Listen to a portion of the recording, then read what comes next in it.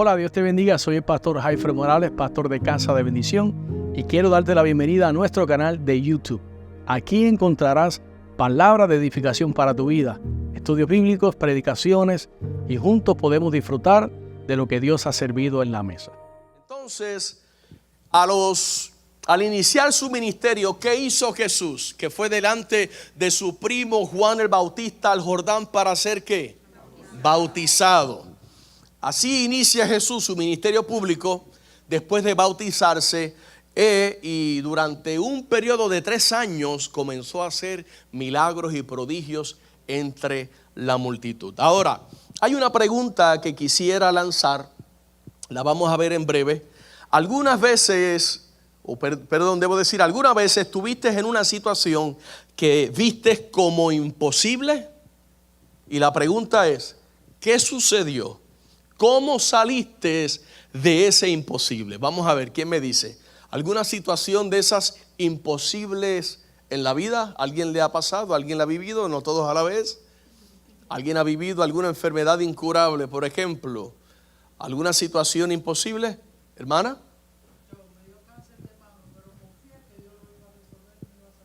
¿Y cuándo fue eso? Y han pasado 8 años y está aquí. Quiere decir que lo imposible se hizo posible. Denle un aplauso al Señor porque Dios lo hizo. Aleluya. ¿Y cómo salió usted de allí? ¿Qué métodos, qué disciplinas espirituales utilizó usted para salir de allí? Para mantenerse a flote. Amén. Obedeciendo, haciendo la voluntad, orando, posiblemente ayunando, estudiando la palabra. Así es como nos podemos mantener a flote en medio de estos imposibles. Ahora, la situación imposible o las situaciones imposibles son parte de la vida. Sucedió en los tiempos de Jesús y sigue sucediendo hoy día y seguirá sucediendo el día de mañana. Porque los seres humanos no somos todos poderosos, pero servimos a un Dios todopoderoso. Entonces las personas tenían necesidades en aquellos tiempos, física, cargas emocionales, financieras, y hoy día seguimos pasando lo mismo. Pero el Dios que suplió para aquellas necesidades en el pasado, también sigue siendo supliendo para nuestras necesidades en el presente, y seguirá supliendo para las necesidades que vendrán el día de mañana. Ese es el Dios que nosotros servimos. La sección de hoy, amado, vamos a hablar acerca de 2 personas y vamos a ver cómo Jesús dedicó tiempo. Diga conmigo tiempo. Que mucho nos falta, ¿verdad? No nos ajusta. Para ministrar las necesidades de esta persona, pero de manera sobrenatural, como solamente Él lo puede hacer. Basándonos en las experiencias que cada uno de nosotros hemos tenido en nuestra vida, en nuestro caminar con el Señor, ¿cómo describirías tú a Dios? ¿Algún valiente? ¿Ah? Fiel. Me encanta. Ahorita estábamos cantando, ¿no? Su fidelidad. ¿Cómo describirías tú en una palabra? Amén. Cumple todas sus promesas. De eso enseñamos ayer en la clase de instituto. Amoroso. Ok. Sí. Misericordioso. Fíjese que nosotros vamos a experimentar a Dios de muchas formas, la multiforme gracia de Dios, pero lo vamos a experimentar de acuerdo a las eventualidades que estemos nosotros atravesando en la vida. Por ejemplo, si estoy enfermo, postrado en una cama y oro a Dios y Dios se revela a mi vida como mi sanador, yo voy a decir, no, Dios sana. ¿Me hago entender? No, Dios suple necesidades, porque cuando estaba más allá de mis capacidades, mi familia no pasó hambre, no tuvo que vivir debajo de un puente. ¿Me hago entender? ¿No? Es decir, todos estamos de alguna manera asociando nuestra necesidad al poder de Dios que se manifiesta en medio de esa necesidad, y así conocemos a Dios. Ahora, para seguir a Jesús de forma verdadera y poder colaborar en su obra, de guiar a otros al conocimiento de la fe, ganar almas para el Señor, nosotros debemos desarrollar algo muy importante, que es un hábito. Un hábito, dicen los estudiosos de la conducta humana, que se logra hacer o formar en un espacio de aproximadamente 21 a 28 días. Usted repite algo, me levanto en la mañana y lo primero que hago es tomar un vaso de agua caliente. Y lo hago 21 días, ya el día 22 o al mes ya lo hago sin pensar. Ya en la noche voy, dejo la botella ahí, ya no entra en un proceso de análisis en mi cerebro porque ya es un hábito. ¿Ves? Entonces tenemos que desarrollar el hábito de creer que las cosas que parecen imposibles para Dios son posibles. Eso se llama fe. Fe. Y la fe dice que es como una semilla de mostaza, que empieza pequeña, pero se va desarrollando hasta convertirse en un árbol grande y frondoso. Es decir, la fe nuestra debe de ir en aumento. Ahora, después de todo, a Jesús como que le atraen los casos imposibles. Nosotros vemos a Jesús siempre alcanzando al rechazado o al marginado de la sociedad. Vemos a Jesús metiéndose en situaciones en las cuales otros quisieran o preferirían evitar. Como que Jesús tenía un propósito diferente a los hombres de su época. De hecho, lo tenía. Entonces, ¿por qué? Porque en cada imposible Dios desea manifestar su poder como el Dios vivo, grande, fuerte y poderoso que Él es. Por eso es que en lugar de quejarme de mi situación, que para mí parece ser de desventaja, debo decir: Jehová, susténtame y revélate en medio de esta situación para yo poder ver tu mano obrando. Y el día de mañana, cuando alguien me diga: mira, yo estoy pasando, yo atravesé eso, ¿sabes cómo vencí? De la mano de Dios. Amén. Entonces, Jesús hizo lo que nadie podía hacer para demostrar el poder que nadie más tenía. Me encanta cuando veo a Jesús sanando de manera bien poco usual, escupiendo, tomando barro y sanando la ceguera, enviando a unos bañarse en un estanque, a otros de manera, digamos así, como bien creativa, haciendo milagros. Y nosotros vemos que Dios, Jesús, hacía lo que nadie más podía hacer, precisamente porque Él es Dios. Y para que su testimonio quedara entre los mortales, entre los finitos que somos nosotros, y viéramos la grandeza y el poder que Él tiene, y aprendiéramos a creer, a hacer el hábito de creer que lo imposible para Dios sigue siendo posible. ¿Amén? Así que vivir por fe significa que yo me voy a someter a lo que uno considera imposible, a la autoridad, a la justicia, a la bondad de Dios y al Dios de lo imposible. La pregunta es: relata un momento en que tú, alguno de nosotros, hayamos experimentado o hayamos sido testigos de cuando Dios hizo lo imposible. ¿Hay alguien? Ya ahorita la hermana habló de una. Sí. Ajá. Sí.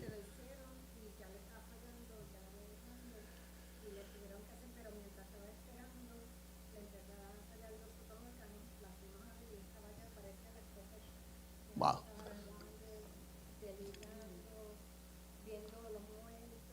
Para morir prácticamente. La desahuciaron. Ya.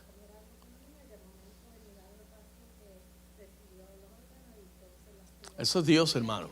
Mire, ¿cuántos de ustedes conocen historias como esta? Sea de enfermedades o sea de una situación en la corte, un imposible. Yo soy testigo de ver a Dios moverse en situaciones, amados, de las cuales, situaciones feas, en las cuales solo Dios, y he tenido la dicha de estar ahí compartiendo con personas en medio de estas crisis. Y entonces, claro, me gozo por ello, pero yo también recibo lo mío y digo: wow, porque a uno le ayuda también. Porque aunque yo no pase lo que tú estás pasando, si yo estoy cerca de ti, yo voy a ver a Dios obrando en tu vida, y eso a mí me edifica también. Y bueno, a lo mejor nunca voy a atravesar eso, pero tampoco nunca voy a poder negar de que Dios en medio de eso se glorifica. Entonces, ¿qué dice la Biblia? Que es lo más importante. Vamos a ver qué dice la Biblia. Los primeros capítulos del Evangelio de Marcos describen un momento Obviamente estamos en Lucas, pero en el libro de Marcos, un momento milagroso en la vida de Jesús cuando Él recorría los campos, la región, ¿verdad? Los barrios, digamos, y echando fuera demonios, como en el caso del endemoniado de Gadara, recuerdan, ¿no? Haciendo milagros, predicando las buenas nuevas del reino, sanando a todos los enfermos, dice el Evangelio. Ahora, esto hizo que las noticias de Él se propagaran de manera rápida. La gente empezó, imagínense que usted sepa que allí en la esquina de la Simpson con la Fortune, todos los lunes los enfermos son sanados porque va un predicador y ora por ellos y se sanan. Y de repente usted cae enfermo, ¿qué va a hacer usted? Bueno, si es un hombre de Dios y tiene el don, pero Señor, voy a ir en fe y quizás tú me sanas, ¿verdad que sí? Y se propaga y tú le dices, mira, yo recibí sanidad y aquí está este hombre de Dios y sigue así, sigue así. Bueno, eso pasó con Jesús. Los curiosos, los que tenían necesidades, lo buscaban de manera sincera, ¿verdad? Pero no todos los que veían a Jesús obrar se alegraban. Entiéndase que el reino espiritual es real. Y donde Dios se glorifica, el infierno se levanta para tratar de opacar la obra de Dios. Pero claro, está escrito en la Biblia y conocemos que la Biblia dice que las armas de nuestra milicia no son ¿qué? Carnales, sino que son ¿qué? Poderosas en Dios. Y comenzamos a orar la iglesia, comenzamos a interceder. ¿Y qué sucede? Nos trae el Señor a la memoria su palabra que dice que las puertas del infierno no prevalecen contra la iglesia del Señor. Y ahora, aunque las multitudes amaban a Jesús, habían ciertos líderes religiosos que no estaban contentos con este que llegó y viene ahora armando escándalos por las ciudades y la gente se amotina. Y el énfasis de Jesús sobre la condición del corazón del hombre. ¿Se acuerdan que Él enseñaba cosas como que las guerras, los pleitos, todo eso sale del corazón? Y todo ese tipo de enseñanza hacía rugir a los líderes religiosos porque les llamaba sepulcros blanqueados. Hágame el favor, Jesús no era famoso. Era famoso entre los débiles, pero los que estaban en opulencia, los líderes y demás, no les gustaba Jesús. Entonces, además de criticarlo públicamente, lo que buscaban era hacerles preguntas. ¿Se acuerda cuando lo acorralaban y le hacían preguntas y Jesús le volteaba la tortilla y le contestaba con otra pregunta? Es decir, porque lo que querían era difamarlo, lo que querían era restarle importancia a la obra que él hacía. Y en medio de eso, a pesar de las campañas religiosas o de los líderes religiosos negativos en contra de Jesús, Jesús siguió siempre enfocado en ministrar a los más necesitados. Proclamaba él, como dice Marcos 2:17, yo no he venido a llamar a los que se creen justos, sino a los que saben que son pecadores. Bueno, yo no sé si usted sabía que en los tiempos de Jesús se afirmaba que habían sanidades sobrenaturales, aún antes de Jesús. Pero se le atribuía en el mundo pagano, en los cultos que se dedicaban a dioses como por ejemplo Asclepíos, que era un dios griego, el dios de la medicina, y la gente se amotinaba, y así como los espiritistas y los santeros y estos brujos a veces tienen poder para imitar los milagros del Señor. ¿Cuántos saben que Satanás es un imitador, no? Pues sucedía en aquellos tiempos y se le atribuía a esas deidades el poder y demás. Bueno, sin embargo, el pueblo judío tenía un entendimiento diferente dentro de esa cultura pagana porque tenían promesas de que iba a venir, por ejemplo, 53 de Isaías, ¿no? Que habla clarito, ¿no? De que vendría un Mesías, que por su llaga seríamos sanados. Y bueno, aunque habían muchas historietas y habían muchas leyendas, como aquella del coco que quería descender pero no llegaba a tiempo y otro le ganaba, bueno, eso realmente no era real, ¿no? Eso era una historia que se contaba, pero no hay ninguna evidencia ni histórica ni bíblica de que la gente se sanara. El cojo pensaba que se sanaban porque venía un ángel de cuando en cuando y batía las aguas. Eso no era real, o sea, eso era una leyenda, digamos. Ahora, Cuando Jesús está presente, ningún ángel puede batir aguas. Él es Dios, Él es el ángel de Jehová, Él es el Cristo, Él es el sanador. Ahora, vamos a ver la petición que sucede en labios de un hombre llamado Jairo, que tiene una necesidad que yo estoy seguro que si usted la tuviera, usted rompe cualquier esquema, protocolo, porque cuando un hijo se enferma, ¿qué no hace un padre, hermano? ¿Qué no hace un padre? Sucede que en el libro de Marcos 5, 21 al 24 dice: pasando otra vez Jesús en una barca a la otra orilla, se reunió alrededor de él una gran multitud, quiere decir que eran muchos, y él estaba junto al mar. Y vino uno de los principales de la sinagoga, no era cualquier persona, llamado Jairo, y luego que le vio se postró a sus pies y le rogaba mucho. Imagínense, el principal de la sinagoga postrado a los pies de Jesús, y que lo viera algún otro líder de la sinagoga, tutti morti forti. Y se postra a los pies de Jesús y le rogaba mucho diciendo: mi hija está agonizando. Ven y pon las manos sobre ella para que sea salva y vivirá. Este hombre tenía una fe de que su hija podía ser sanada. Fue pues con él Jesús, dejó la multitud. Jesús era famoso por dejar los muchos para atender a uno. Dejó las multitudes y se fue pues con él, dice, y le seguía una gran multitud y le apretaban. Dejó las multitudes, se fue con él, y ¿qué hizo la gente? Se fue detrás de él otra vez. Y mire esto, hermano, yo no sé si usted alcanza a ver que Jairo era un líder era un líder religioso de su época. ¿Y qué sucede, amado? Que aunque había muchos obstáculos, él sabía que había una salida y una respuesta para su hija. Y él lo había visto. Ahí está Jesús. Si tú vienes, si tú intervienes, mi hija vivirá. Y dice entonces la Biblia, amado, que Jesús fue a la casa de Jairo. Pero recuérdese que la mayoría de los religiosos, inclusive los líderes de la sinagoga, se oponían a Jesús. Y aquí está este Jairo, que le da con romper protocolo, con romper las reglas, e ir delante de Jesús y postrarse allí. Quiere decir que hubo un desespero tan grande que a él no le importó el título, ni si me botan de la sinagoga, que me voten, pero mi hija necesita un milagro y aquí está el que la puede sanar. Yo no sé usted, yo creo que todos haríamos lo mismo, ¿verdad que sí? Que me voten del concilio si quiere. Pero mi hija, aquí está la respuesta para mi hija. Entonces, hermano, sucede que nada de eso le importó a Jairo. Él decidió acercarse a Jesús porque él quería una sola cosa. Él quería ver a su hija sana. Y Jesús, ni corto ni perezoso, no dudó en ir y ayudarlo. Y fue de inmediato con Jairo. Y él había venido para bendecir, Jesús había venido para amar a todos.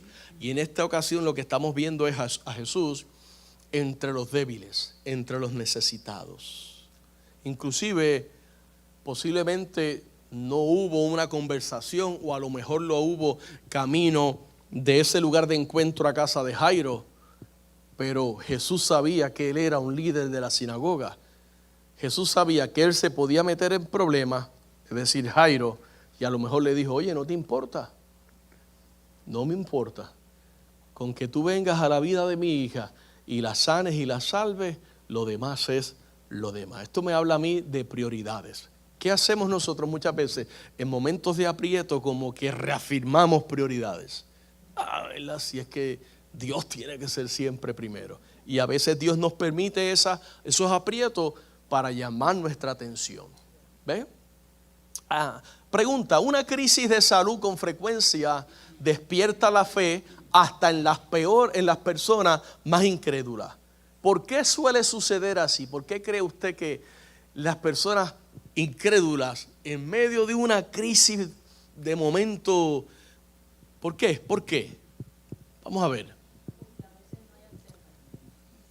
Y es lo que Dios quiere, dejarnos sin alternativas.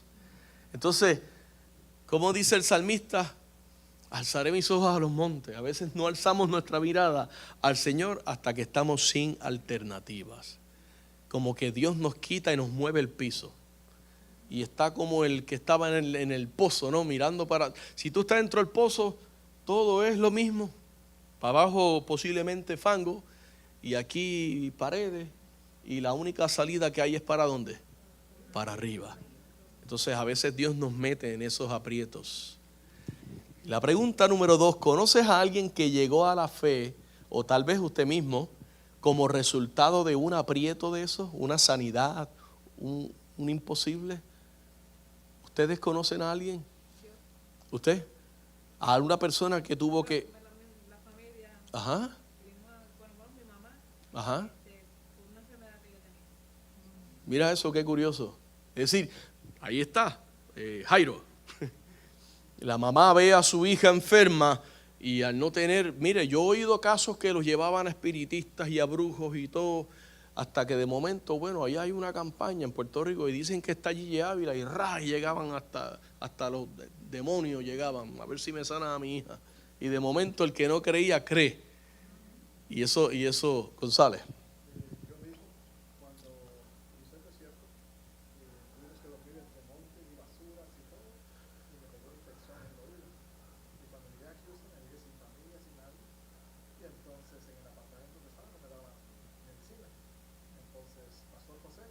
Ah, ya. Dio comida donde yo estaba, fue, y me llevó a la clínica, y después la clínica me dijo que usted no había tratado, ya era una infección ya muy grave. Entonces me dice, vamos a la medicina, pero no sabemos si la señora pierde ese oído. Entonces me pasó José, me dijo, bueno, mucho significa el dialecto niño pequeño. Okay. Dice, mucho, yo sé quién te puede sanar. Automáticamente yo pensé en una persona. Sí. Entonces me dice, vamos a ir en la noche a la iglesia. Vamos a orar por ti y Dios te va a sanar. Amén. Y entonces ahí por esa enfermedad, yo fui ese día al servicio de la noche, oramos por mí, sané, Amén. después regresamos a la clínica otra vez y el doctor dice, limpio y adiós, ¿sí? Qué bueno. Me encanta eso. Me dice porque estaba difícil la cosa. Amén. Y por eso porque yo llegué a los caras. Amén. El imposible para la ciencia se hizo posible para Dios. Y Dios no te cobró un centavo. Sí, porque vamos a ver el caso de la mujer del flujo de sangre que había gastado todo lo que tenía. De hecho, vamos a ir al libro de Marcos, seguimos en el capítulo 5, verso 25 al 28. Dice, pero una mujer que desde hacía 12 años padecía de flujo de sangre y había sufrido mucho de muchos médicos y gastado todo lo que tenía y nada había aprovechado, antes le iba peor. Cuando oyó hablar de Jesús, vino por detrás de entre la multitud y tocó su manto. Porque decía, si tocare tan solo su manto, seré salva. ¡Wow! Seré salva. Aquí salva no significa salva de salvación del alma para vida eterna. Significa sana. Seré salva de este azote. En medio de una multitud, otra vez las multitudes y las necesidades. Y una persona, en este caso una mujer, Jesús está con sus discípulos, va camino a casa de Jairo e interrumpe en el viaje de Jesús. Esta mujer con una necesidad de 12 años, hermano. Mire, ¿cuántos de ustedes han escuchado mujeres estériles y que de momento paren? O sea, quedan embarazadas y tienen, ¿verdad que sí? Eso como que es uno de los milagros bastante frecuentes en las iglesias. O sea, son cosas que solamente Dios puede hacer. Gente que han estado años gastando y yendo a los mejores médicos y buscando alternativas y no pueden quedar embarazadas. Y de gratis, en una oración alguien ora, ya. Y a veces he oído hasta que le profetizan, vas a quedar embarazada.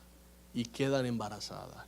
Hermano, mire, durante 12 años esa mujer sufrió de hemorragias. Imagínense todas las implicaciones. Yo no soy médico, pero debo de imaginar que ha de haber tenido una anemia, algo crítico, ¿no? Algo crítico. y Jesús, de alguna manera, la gente lo aprieta, pero el toque de esta mujer fue diferente. Hermano, es que cuando estamos en ese imposible, contra la espada y la pared, hasta nuestra oración sale diferente. Que de alguna manera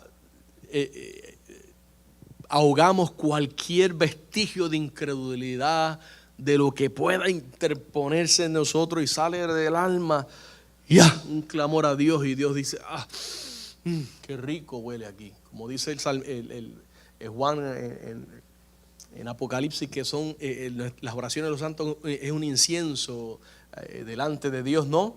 Entonces escuchó que Jesús pasaba por allí y que Jesús había sanado un leproso en el contexto anteriormente. O sea, esta mujer decía, ahí está el que sanó a los leprosos. La lepra no tiene sanidad.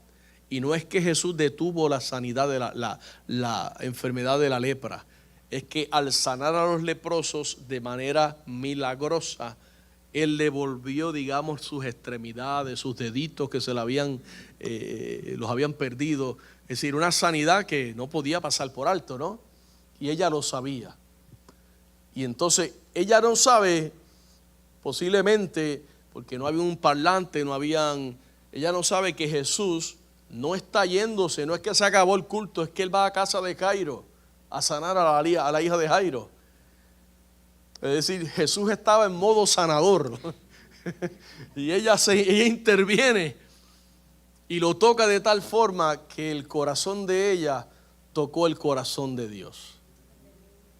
¿Quién me ha tocado? Y los discípulos dijeron, el análisis más lógico que haríamos todos los que estamos aquí. Pues, ¿quién te tocó? Pues mira, fulano, mengano, aquel, el otro. Todos te hemos tocado.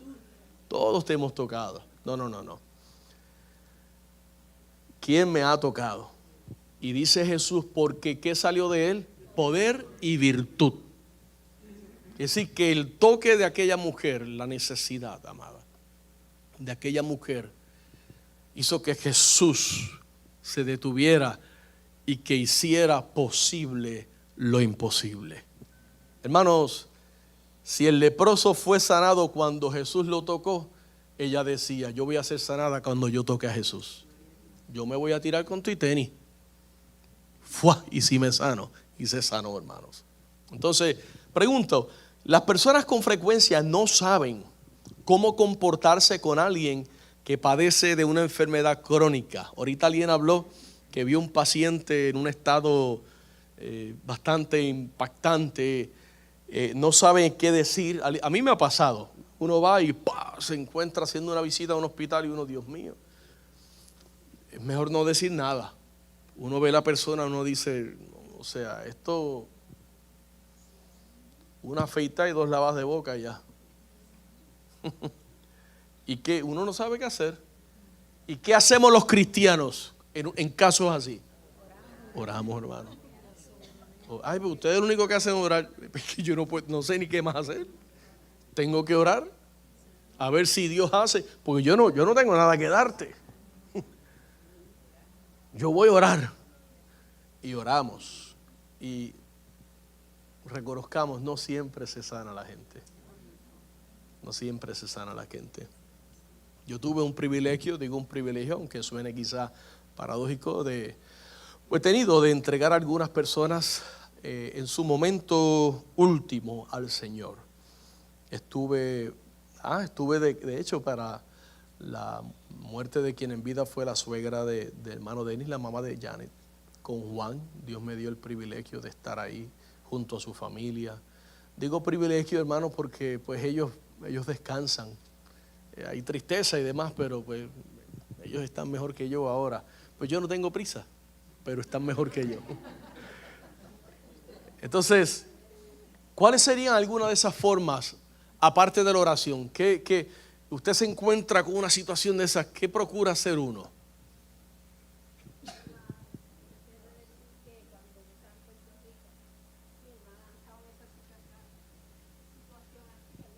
Hermana Delia.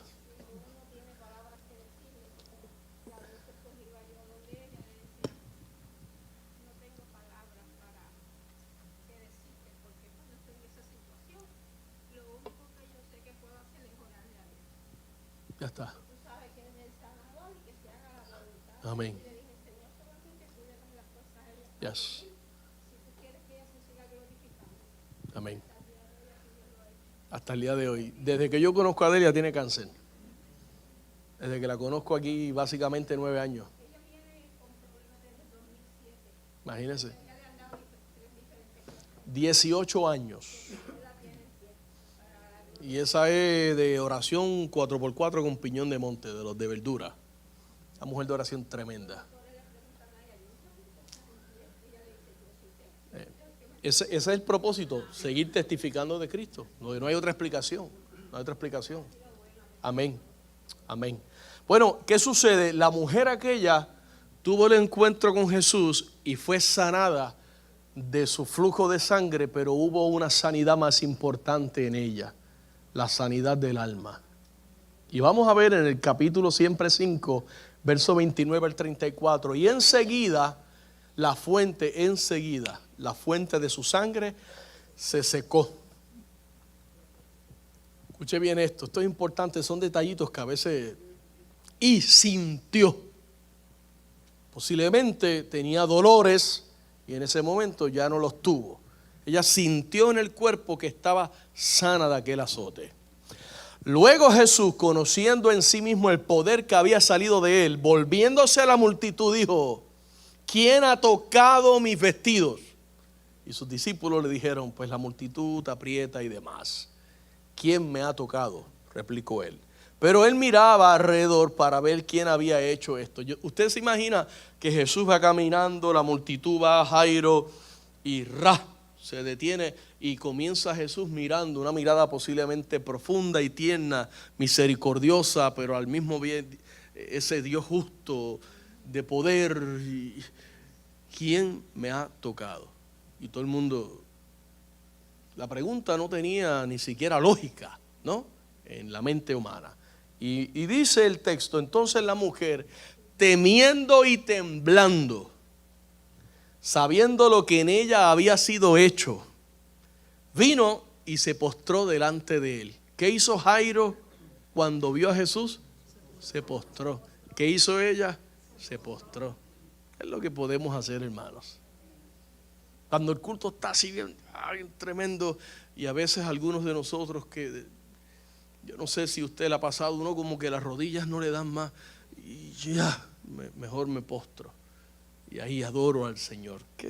Ella se postró delante de él y le dijo toda la verdad. Pregunto yo, Jesús no sabía quién le había tocado.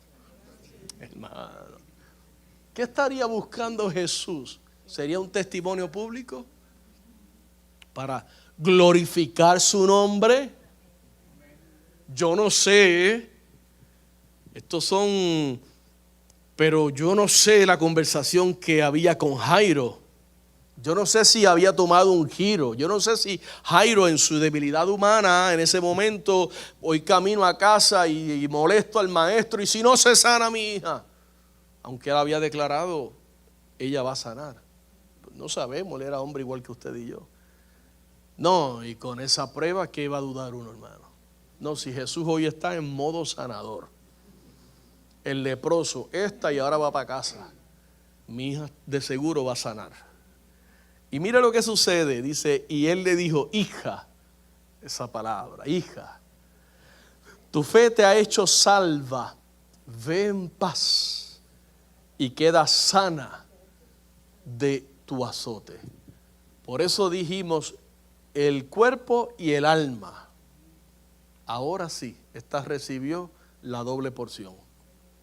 Y el sufrimiento terminó. La mujer fue sana al instante. Ahora, en aquellos tiempos, para una mujer con un flujo de sangre en la sociedad era marginada, era tenida por impura, y todo lo que ella tocara o a quien ella tocare era impuro y tenía que purificarse 7 días, lavarse con agua fuera del campamento y regresar después. Es decir, amado, era un proceso, y aquella mujer tenía que haber tenido una tristeza tan profunda. Y aquí voy yo, y en el toque de Jesús sabrá Dios a cuántos tocó, a cuántos hizo impuros, ¿me entiende, no? Porque yo no creo que Jesús estaba de una forma que ella calculó y se fue. y no toqué a nadie, solo a Jesús. Ya tiene que haber tocado 2 o 3. Mira esta, alguno se enojó, oh my gosh, ¿y ahora qué? Y Jesús se detiene. ¿Quién me ha tocado? Ah, este también está impuro. Y ahí vino la demostración. Amado, cuando Jesús se dirige a ella de esa forma deliberada, Jesús la está libertando a ella de ese estigma de que ya ella no es más impura. Y que quede claro entre todos los que estamos aquí. Es decir, en aquel tiempo, ¿no? Entonces, surge otra pregunta. ¿Alguna vez le has pedido a Dios algo y de momento Dios te contesta, pero te da como que el combo agrandado? Algo mucho mejor de lo que tú te imaginaste. ¿Ah, sí? ¿Hay algún específico? Yo hace 5 años todavía yo no tenía mis documentos, no tenía documentos. Yo, Ujú. desde el 2002 yo trabajé aquí sin papeles. Ok. Y pues Dios me hizo el favor, me bendijo de una forma sin igual, porque yo tuve mucha oportunidad de hacer mis papeles, mis documentos, Sí. casándome con una persona. Sí, de forma ilegítima, digamos. Ok. Pero siempre en mi corazón estuvo el no. Amén. Porque yo siempre pensé y confié que Dios Amén. lo iba a hacer. Querías agradar al Señor. Muy bien. De esa forma lo hizo. Y así lo hizo el Señor. Ok, ¿y cómo eso te hizo sentir? ¿Cómo eso afectó? ¿Cómo eso influenció en tu fe después de eso? A pesar de mucho me costó. Para bien. Para bien, claro. Amén. Amén. Que tuve mucho, eso sí, tuve mucha persecución del enemigo, queriendo hacerme caer en mi fe. Exacto. En Cristo. Pero no. Dios te dio mucho más de lo que pediste. Gloria a Dios, gloria al Señor. Pues aquella mujer, bueno, hoy día nosotros no le ponemos, ¿verdad? Bueno, yo recuerdo cuando la enfermedad del SIDA, el VIH, ¿se acuerdan? AIDS. Cuando eso comenzó, había pues mucha desinformación o no había información.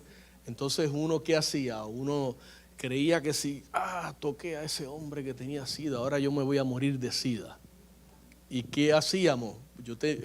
Uno de los primeros casos en Puerto Rico fue un primo mío que era homosexual, en aquellos tiempos que eso no era muy común, y agarró SIDA rápido, jovencito, bien jovencito, yo diría que no llegó a los 30, y murió de que lo agarró en 6 meses muerto, y eso era algo bien fuerte. Entonces, uno, aunque lo reconozcamos o no, ¿qué hacíamos? Marginábamos y poníamos un sello, esa gente son inmundos, son impuros, no te junten con esa chusma, ¿verdad que sí? Bueno, vamos al final de esto, para terminar, el verso 35 al 43, para que veamos que nunca es demasiado tarde. Y el verso 35 dice, mientras él aún hablaba, Jesús, vinieron de casa del principal de la sinagoga diciendo, tu hija ha muerto. Estos son, yo le llamo los hermanos quitagosos. ¿Para qué molestas más al maestro, muchacho? Tu hija ha muerto. Porque es que no faltan siempre, hermano. Pero Jesús, luego que oyó lo que se decía, dijo al principal de la sinagoga, no temas, cree solamente. No es tarde, Jesús le está diciendo, no es tarde.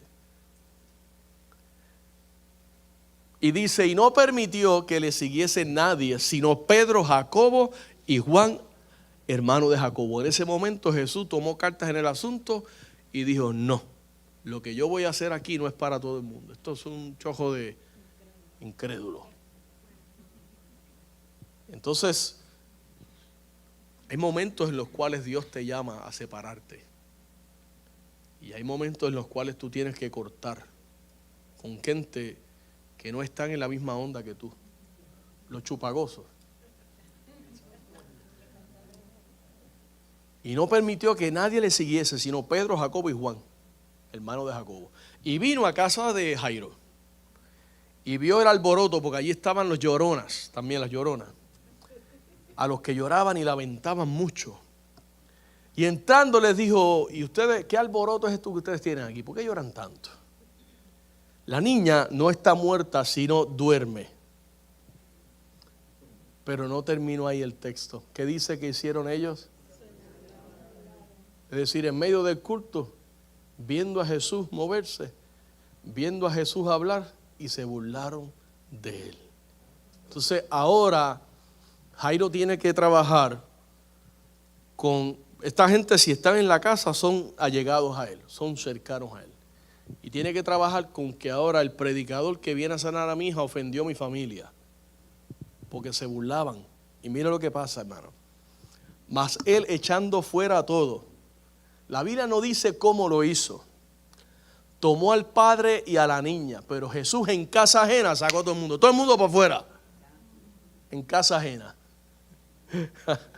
Y a los que estaban con él, y entró donde estaba la niña, y tomando la mano de la niña le dijo, que traducido quiere decir, niña, a ti te digo, levántate,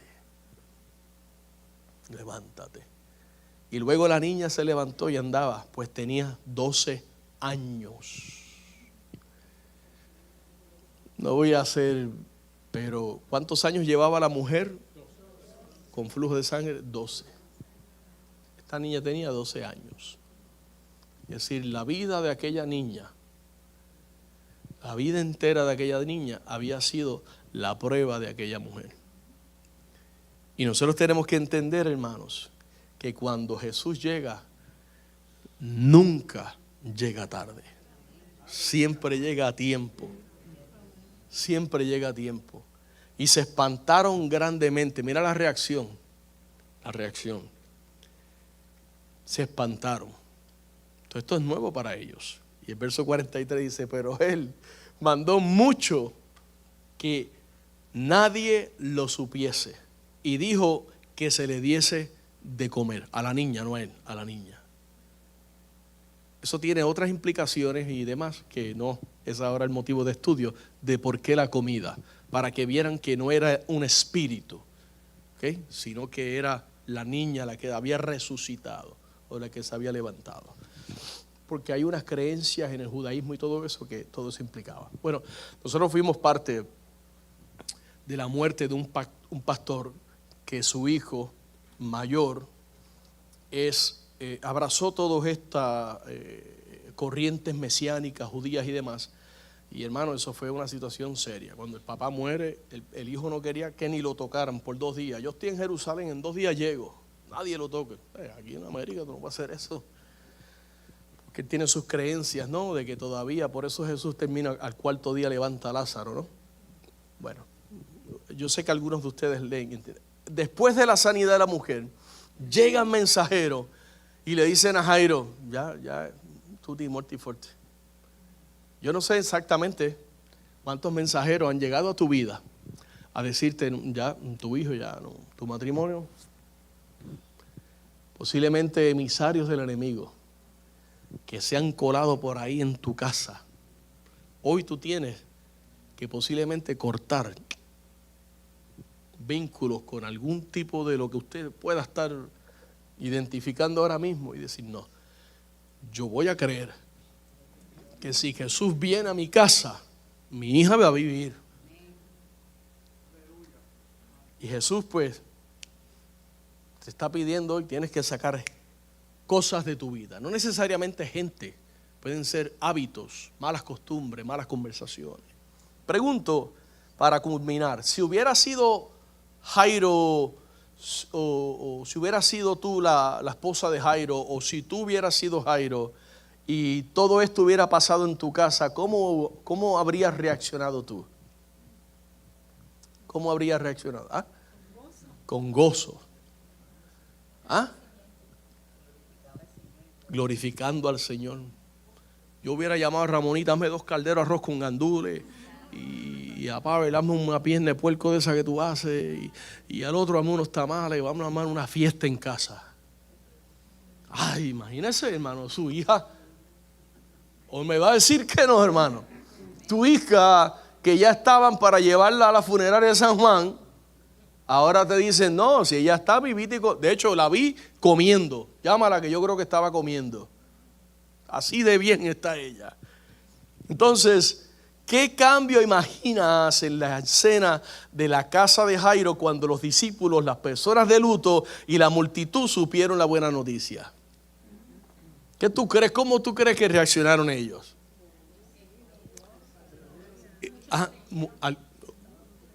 No siempre todos van a creer. Algunos creyeron, y yo estoy seguro que cuando Jesús dice que esto no lo sepa mucha gente, los que no creyeron fueron los que se fueron, muchachos, y pegaron. Y dicen que estaba desmayada. Era que se había desmayado, tenía el azúcar bajita, le dieron comida, y entonces que Jesús la sanó.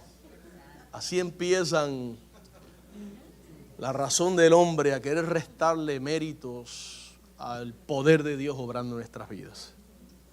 Así que un toque de Jesús cambió todo. Podemos quizás tomar un minutito y armonizar algo para encerrar esto en oración. Quiere decir, hermano, y con esto pues culminamos, pero quiero decir que un toque de Jesús lo cambia todo. Un toque de Jesús lo cambia todo. Una enfermedad de 12 años no fue un impedimento, no fue competencia para Jesús. Una niña moribunda agonizando no fue competencia para mi Jesús.